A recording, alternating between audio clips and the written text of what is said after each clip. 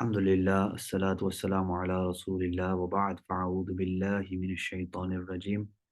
Bismillahir rahmanir rahim. I want to mention a few things today about relationships. And Allah subhanahu wa ta'ala mentions various relationships in Surah Yusuf. It's the 12th surah in the Quran. Allah Almighty describes the surah as Ahsan al-Qasas, the best of stories. And the stories of the Quran are realities. They're not something made up. These are true stories, as opposed to made up stories. Allah Almighty is telling us true stories so that we can learn from them and bring the teachings and the learnings from them stories into our lives. So Allah Almighty says that Ahsan al-Qasas, this is the best of stories. And the amazing thing about Surah Yusuf is where Allah Almighty takes him from and to. And this is a lesson for us. That sometimes people end up in places thinking, I could never have imagined to be where I am, from where I was. You just say, Alhamdulillah. This is all Allah Almighty's blessings. You wherever you are, He took you where He took you, and you are where you are now through the tawfiq and the enablement of Allah subhanahu wa ta'ala. When we use the word tawfiq, the English word is enablement. You cannot do anything unless you're being enabled by Allah subhanahu wa ta'ala. This is why we then say, that if someone has done something successfully, say, وَمَا تَوْفِيقِ إِلَّا بِاللَّهِ. There is no success that is mine except by the enablement of Allah subhanahu wa ta'ala. If Allah doesn't enable us, we can't stand up from where we're sitting. If we stood up, we can't sit down from where we stood without the enablement of Allah subhanahu wa ta'ala. So Allah Almighty mentioned that this is the best of stories. Yusuf alayhi salam goes from being at home with his father and his Hazrat Binyamin was the blood and full brother of Yusuf alayhi salam. He then had other brothers as well, who were his stepbrothers. They went from being at home to then being in a well, to then being in a marketplace, to then being in a mansion, to then being in prison, to then being the treasury minister, and then to be reunited with his mother, father, and brothers. Roller coaster of a story. In the story of Surah Yusuf, Yusuf alayhi salam, you all know, he has a dream. And he's only a young lad at this time. He has this dream. And our belief is that the dreams of prophets are true. And these are actually communications from Allah subhanahu wa ta'ala. Yusuf alayhi salam is a prophet of Allah. His father is a prophet of Allah. His grandfather is a prophet of Allah. His great-grandfather is a prophet of Allah. The great-grandfather is Hazrat Ibrahim alayhi salam. His son Ishaq alayhi salam. His son Yaqub alayhi salam. His son Yusuf alayhi salam. So he has this dream, and after he has the dream, he then relates the dream to someone and tells someone that I had this dream. Now, who would a young lad tell? His brothers. He would tell his brothers. He would tell his friends. He might tell his mom. Who did he tell? His father. Yusuf alayhi salam didn't go to his brothers. He could have.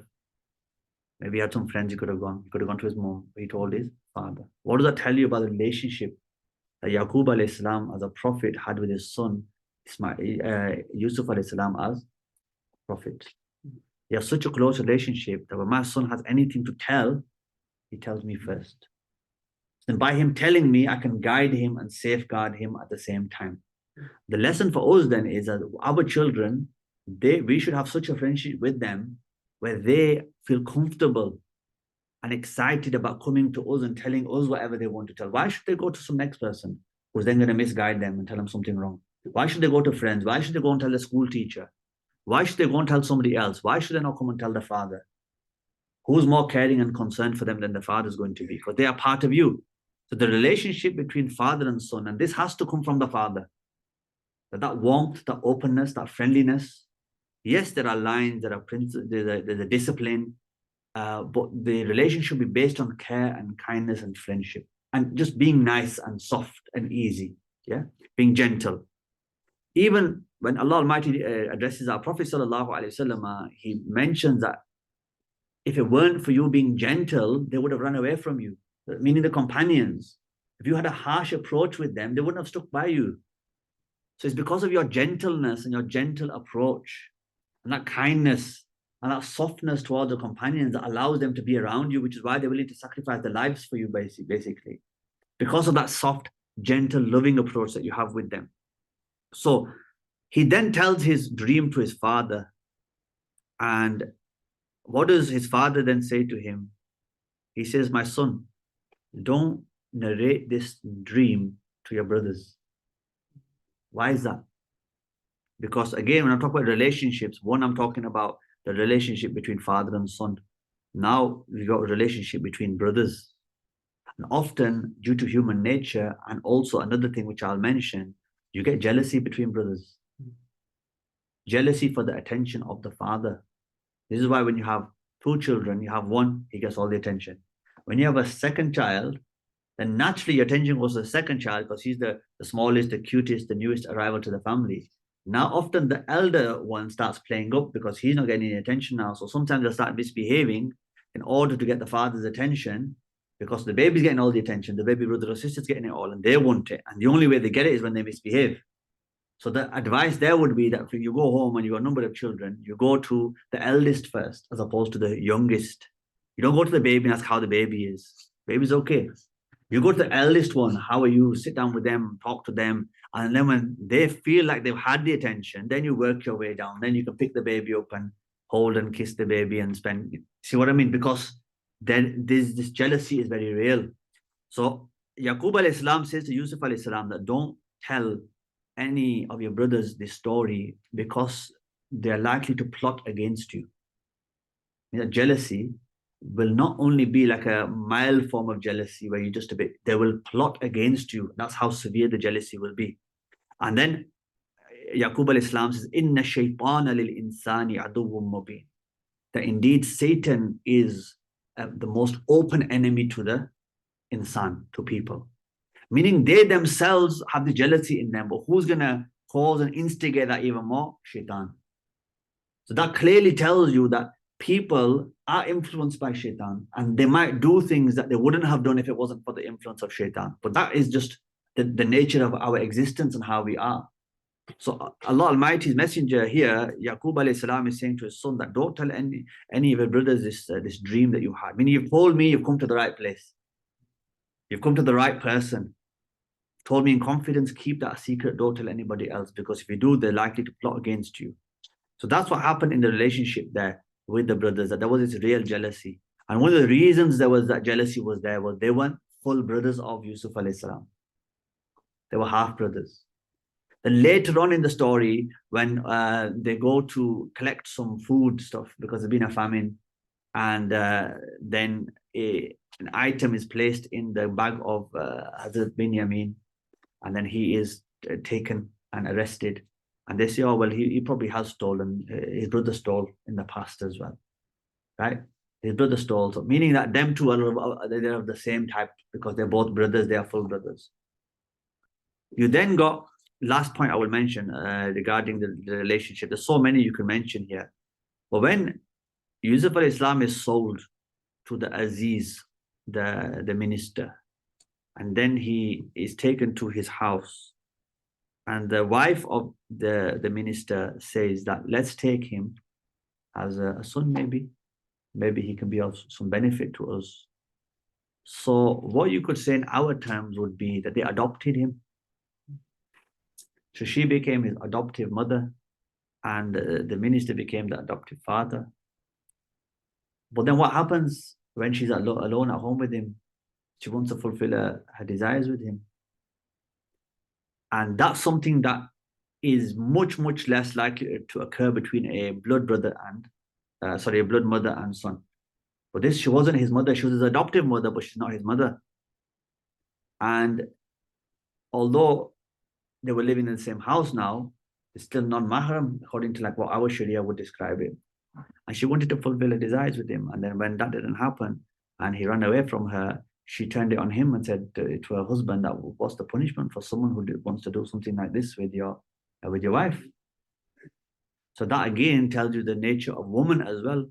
There's not always the man chasing after the woman. Women chase after men. And this is why the Prophet ﷺ told us that avoid going where women are. Guys seem to think that, it's just women who need to stay away from guys, and guys are fine to be around women and it's okay because you're the guy and you're in control. It doesn't work like that. Women can be very controlling as well. And this story shows that the women have their nafs, they have their ego, they can be influenced by shaitan.